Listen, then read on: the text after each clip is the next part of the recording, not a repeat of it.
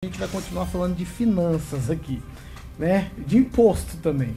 Ó, o governo federal anuncia hoje a ampliação da faixa de isenção do imposto de renda para R$ 5.000. A cerimônia será no Palácio do Planalto às 11h30 da manhã e contará com a presença dos presidentes da Câmara e do Senado, além de ministros e líderes do Congresso. Para que a medida entre em vigor, o projeto precisa ser aprovado pelo Congresso Nacional.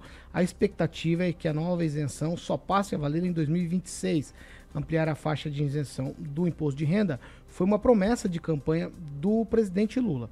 Para constar aqui para vocês, o ex-presidente Bolsonaro também defendia essa ideia, mas não chegou a implementar esta mudança. E aí, quem será beneficiado com essa mudança? A classe média, que é vista aí como uma tentativa de governo se aproximar da classe média para melhorar a popularidade, que vem sendo afetado por temas como fiscalização do PIX, alta no preço dos alimentos, questão também do preço de combustíveis.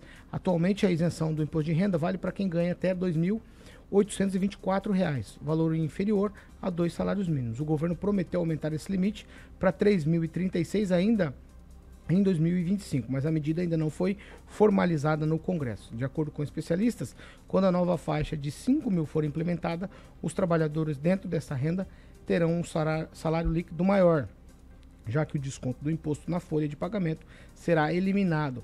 A isenção do imposto de renda até 5.000 pode alcançar cerca de 30 milhões de brasileiros, o que dariam aí quase 13 milhões de contribuintes a mais isentos no imposto de renda. Com isso, somente 32% dos trabalhadores brasileiros, justamente aqueles com maior renda no país, seriam beneficiados pela proposta de ampliar a faixa de isenção do imposto a partir de 2026. Agora, como eu falei, resta aguardar a tramitação da proposta no Congresso para que a mudança se torne realidade. Tá balançando, Regiane, vai? Tá balançando, que tem ministro que não gostou muito, né? Que serão 27 milhões a menos na arrecadação de impostos também. Bilhões. Obrigada, caro colega. Mas eu fico pensando numa coisa, né? Até é muito bom, porque a gente não está conseguindo praticamente comprar comida com o salário que tem, né? Quem dirá continuar com esses descontos, se seguir, infelizmente, essa sequência econômica que a gente tem visto dentro do país, para 2026 a gente vai estar numa situação muito complicada. Mas aí a gente tem que realmente aguardar, Paulo, para ver quem que vai pagar essa conta, porque é muito dinheiro. É um cálculo que de algum lugar, outro lugar vai sair, infelizmente. Ângelo. Não, vamos começar aqui, é uma ótima notícia, porque 32% dos trabalhadores serão beneficiados.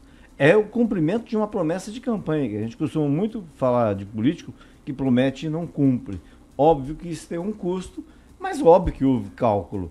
E, queira Deus, seja aprovado em abril, para que entre realmente em vigor, já assim que der, para o próximo imposto de renda. É uma medida que eu nunca acreditei, a hora que acompanho o governo há muito tempo, a gente não falava em adequação da tabela do imposto de renda há muitos anos, há muitos governos. E, como a reforma tributária, é mais uma promessa que se cumpre. Fernando Tupan. Olha, Paulo Caetano, que coisa! Você acredita isso que vai dar certo? Vamos ver. Eu só acredito vendo, assim, é muito falatório. E porque não foi no primeiro ano de mandato? Isso vai entrar no último ano. Isso aí já é uma intenção eleitoral aí para ver se convence o povão a votar num determinado partido. Mas para mim, Paulo Caetano, a única novidade mesmo é o Ricardo Barros vazando da Secretaria de Indústria e Comércio e começou a reforma do secretariado do Ratinho. Isso está mais bacana do que essa história de carrocinha, boi para dormir, sei lá, Paulo Caetano. É uma coisa que eu não consigo entender como enrolam na economia. Enquanto isso, o ovo está R$30, o café está 38. Isso que eu quero. Preço mais barato, Paulo Caetano. Vai lá, Edivaldo Magro. Já reclamou do abacate, também, né? Quando reclama do abacate. Vai baixar, bebe menos café e come menos ovo. Só bate o ovo. Ó, lembrar, Paulo, que 27 bilhões significa uma merreca no orçamento de arrecadação do governo, que é previsto em quase 3 trilhões esse ano. Então, quando se abre mão de 27 bilhões de reais, você está falando de um valor extremamente pequeno, mas não é abrir mão, né, Edivaldo? em relação a isso. Colocar essa conta em outro lugar, né? Não acredito, não há essa previsão inicialmente, não há essa previsão, senão não passaria, né? Não passaria a aprovação, mas enfim, são medidas que o governo está enfrentando de alguma forma a inflação. A gente sempre enfrentou crise inflacionária nesse país, ou é um produto ou é outro, né? Quem faz compra sabe exatamente a situação que está. Infelizmente, não é só o ovo nem só o café, há uma escalada de preços, né? Tanto que a inflação está fechando acima de 5% já no mês de fevereiro, não sei se já saiu. O dólar está em baixa? Então você tem assim, quando a meta inflacionária é um pouco mais de 4%, mas o governo está tomando medidas, anunciado também o aumento, né, do etanol na gasolina para 30%. 30%, é isso. Há uma expectativa de uma redução do valor entre 0,15 centavos por litro. Então, assim, há que reconhecer que estão sendo adotadas medidas econômicas de combate à inflação. Seria difícil e ruim se o governo estivesse inerte, passivo, né? Copom se reúne a partir de amanhã, valores. Viu? Vamos ver se a expectativa é de 1% de alta. De alta é normal, né? Então, isso contraria a expectativa do próprio Lula, né? Achando que trocando a direção do Banco Central você teria um controle melhor. Mas lembrando sempre que o Banco Central é independente, cabe a ele zelar pela política monetária do país. Mas, enfim, Paulo, é bacana essa medida. Primeiro, já é o cumprimento de uma promessa, né? Normalmente, políticos prometem e não cumprem. Que bom que vai ser aplicado e espero definitivamente que não saia do nosso bolso essa compensação. Mas tudo indica que não deve sair e a política fiscal continua do jeito que está, Paulo. Quem, Rafael? Antes tarde do que nunca, né? Campanha, se fez campanha, prometeu e veio a calhar no último ano de mandato. Isso me estranha também. Bem interessante isso aí. Claro, antes tarde do que nunca, tá prometendo no que cumpriu. O último ano é 2026? O orçamento de um ano é feito no ano anterior. Mandato dele. Vocês têm procuração para defender alguém? Então deixa eu concluir. Aí, esse ano, 3.036. Não, restabelecer a verdade. Verdade do quê? Qual que é a mentira que eu contei?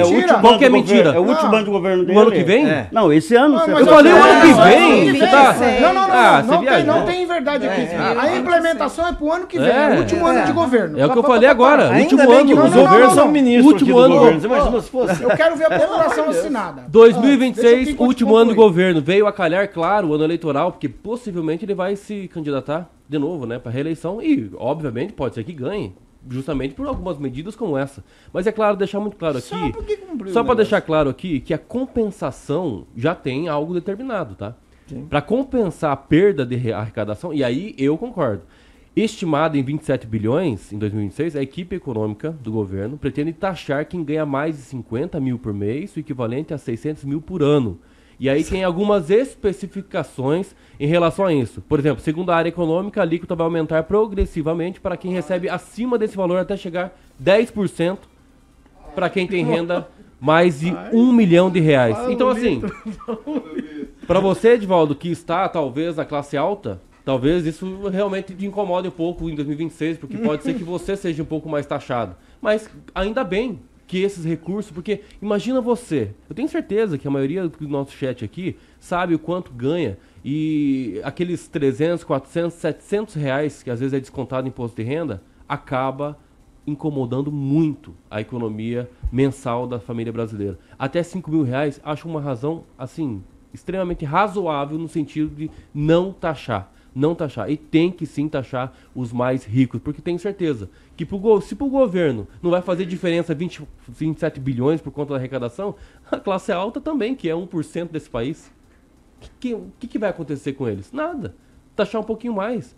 É óbvio que vai ter resistência do governo, o governo vai ter que trabalhar muito bem com os setores o ano que vem para tentar implementar isso de forma muito equitativa, porque não adianta você pegar e querer isentar os até 5 mil e dentro dos 5 até os 15 mil tem que ser taxado. Então, infelizmente, temos algumas relações políticas, mas tem que aplaudir, sim. É uma situação... Uma boa ação. Porém... Exatamente, uma boa ação para os brasileiros. O Edivaldo, ele tá falando, fez uma crítica, falando que é no último ano, mas o ex-presidente, eu li aqui, acabei de colocar para todo mundo, também tinha isso aí como meta e não passou 4 anos e não fez.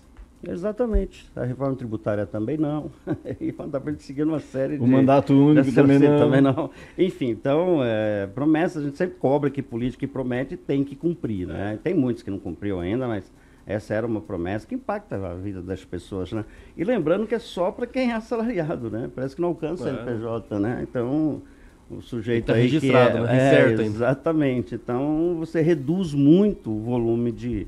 A razão pela qual é 27 bilhões, só que eu acho uma merreca, né, no contexto da arrecadação. Não, é uma merreca quando você considera... Não, quando você considera a arrecadação, você perde 3 trilhões de reais, dentro dessa percepção, vai sobrar pra ele, desse entendimento. O triste é normalizar bilhões, né? É o que eu falei. Quem tem 1 milhão... É bom lembrar que durante o governo passado não houve 1% ou 0,001% de aumento real no salário mínimo. Neste houve. E lembrando o Raul Seixas, né, o Bolsonaro não prometeu, não fez nem no início, nem no fim, nem no começo.